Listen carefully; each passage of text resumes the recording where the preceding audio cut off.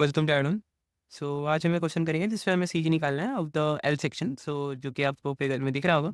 सो अगर हम बेस जी एफ को मान लें which is Y is equal to zero. So in the Y direction हम सी जी कैलकुलेट कर सकते हैं। और इसको अगर हम मान लें X is equal to zero which means this will be the G point will be our centroid. So X is 0,0। So अगर हम जी पॉइंट को बेसिकली हम जी पॉइंट को अगर सेंट्रॉइड मान लें तो हमें सी जी निकालना है उसके अबाउट रेफरेंस के about. This is our reference. So या फॉर्मूला जो कि लगेगा यहाँ पे जो सी जी कैलकुलेशन के लिए, हमेशा अगर इंडिविजुअल फिगर से अगर आप होल लैमिना का सी जी निकालना चाह रहे हैं तो जो फार्मूला होता है वो X bar is equal to A1 x1 plus A2 x2 divided by A1 plus A2 होता है इन द एक्स डायरेक्शन। और वाई डायरेक्शन में भी, और वो x1 और x2 भी सी जी है इंडिविजुअल लैमिना का। सो वाई डायरेक्शन में भी A1 plus A2 divided by A1 plus A2 होता है, जो जिसमें A1 और A2 इंडिविजुअल फिगर्स एरिया है। सो इंडिविजुअल फिगर्स का मतलब जैसे ये टोटल एल सेक्शन है, तो अगर आप टी सी से इसे कट करोगे तो 2 रेक्टेंगल बन जाएगा। सो हमेशा जैसे टी सेक्शन भी रहता है हमेशा, तो उसे ऐसे ही कट करते हैं जिससे 2 रेक्टेंगल बन जाए। और आई सेक्शन भी रहता है तो हम इसे ऐसे कट करते हैं जैसे 3 रेक्टेंगल बन जाए। सो टोटल सेक्शन का जो सेंटर ऑफ ग्रेविटी वो इंडिविजुअल सेक्शन से निकालने के लिए ये फॉर्मूला यूज होता है, जिसमें E1 और A2 इंडिविजुअल एरिया है, x1 और x2 individual centre of gravity location है इन द एक्स डायरेक्शन और y in the Y direction. Let's see how we can solve this. So firstly rectangle 1 के लिए लिखेंगे। सो रेक्टेंगल 1 के लिए लिखेंगे जो कि अपवर्ड, जो अप ऊपर वाला रेक्टेंगल है, नंबरिंग आपको क्वेश्चन में दिख रही होगी। सो एरिया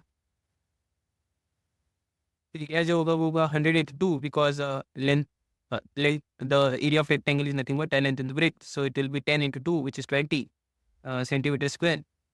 और दूसरा जो है हम उसका एक्स बार और वाई बार निकालना है, पर्टिकुलर वाली पर्टिकुलर अपवर्ड जो फर्स्ट वाले हैं उसका।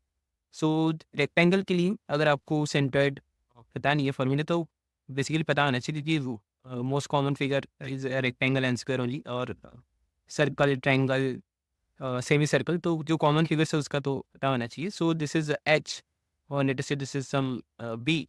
सो जो सेंटर्ड है वो h/2 b/2 पे आएगा। Let us say this is 0,0। This point is so यार।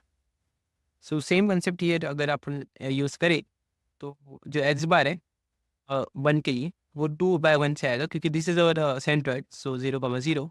सो इससे 1, सो this is total is 2, so the central location will be 2/2 which is 1। सो ये यहाँ पे आएगा 1 एक्स डायरेक्शन में, कॉमा जो वाई डायरेक्शन में होगा वो आएगा इसमें। सो वाई डायरेक्शन में अगर अपन कैलकुलेट करेंगे तो 10/2 आएगा।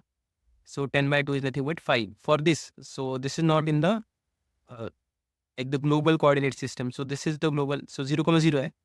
सो यहाँ से 1 एक्स में तो वही आएगा क्योंकि एक्स में कोई चेंज नहीं होगा, बट वाई में 5 नहीं होगा, तो 10/2 5 is for this rectangle, plus होगा ये 2 जो ग्लोबल में ऐड होगा, सो इट विल बी 7। 1,7 हो जाएगा ग्लोबल कोऑर्डिनेट सिस्टम में इसका जो कोऑर्डिनेट है। सो 1,7 ये इसका सी जी हो जाएगा ग्लोबल में, जिसमें अपन यहाँ जी को 0,0 मान रहे हैं। सो एक्स बार होगा 1 और जी बार होगा 7। और सिमिलरली रेक्टेंगल 2 के लिए एरिया एक्स बार वाई बार, सो एरिया होगा 82 सेंटीमीटर स्क्वायर। जो एक्स बार होगा, जैसे ये टोटल 8 है तो 8/2 विल बी 4 ओनली, क्योंकि ये स्टार्ट यही से हो रहा है 0,0 से। सो ऐड करने की कोई ज़रूरत नहीं क्योंकि जो अपर वाला रेक्टेंगल था उसका स्टार्ट डी सी से था, तो ये 2 अपन ने ऐड किया वाई डायरेक्शन में। बट इसमें एक्स में ज़रूरत नहीं है और वाई में भी ज़रूरत नहीं क्योंकि इसका जो बेस है वो 0 पे ही है, जो वाई 0 है उस पर। तो 2/1 is directly 1 centimetre for the Y centre of gravity of figure 2। और जो एक्स में अगर अपन सेंटर ऑफ ग्रेविटी अब निकाले जो ओवरऑल फिगर का होगा, A1 which is 20 into x1 which is 1 plus A2 which is 16 into x2 which is 4 divided by A1 plus A2 which is 20 plus 16 which is equal to 20 plus 16 into 4 divided by 20 plus 16, 2.33। और जो y direction में होगा वो होगा 20 into 7 plus 16 into y2 जो आपने निकाला है। जैसे ये x1 और ये y1 है, ये x2 और ये y2 है। सो y2 जो आपने निकाला था वो 1 डिवाइड बाई 20 प्लस 16, और ये होगा 20 into 7 plus 16 divided by 36, 4.33। So 2.33 comma 4.33 इस गिवन फिगर का सेंट्रॉइड लोकेशन बन जाता है, calculated from the individual figures. So जैसे भी कोई भी इस तरह का क्वेश्चन आता है तो आपको पहले बेस असाइन करना होगा कि आपका बेस क्या है। जैसे आपने जी को सेंट्रॉइड लिया ताकि आप कैलकुलेशन कर पाओ x1 x2 का जो इंडिविजुअल है, क्योंकि आपको फाइनली तो यही फॉर्मूला यूज़ करना है। जिसका जनरलाइजेशन कुछ ऐसा कर सकते हैं कि summation A I X I divided by summation of A I, जितने भी आपके पास एरिया है। जैसे टी सेक्शन में 3 एरिया है और 4 सेक्शन वाला भी हो सकता है कोई फिगर। तो जनरलाइजेशन अगर आप याद रखोगे तो और एक बार एस्टेब्लिश कर दोगे कि क्या कोऑर्डिनेट सिस्टम है।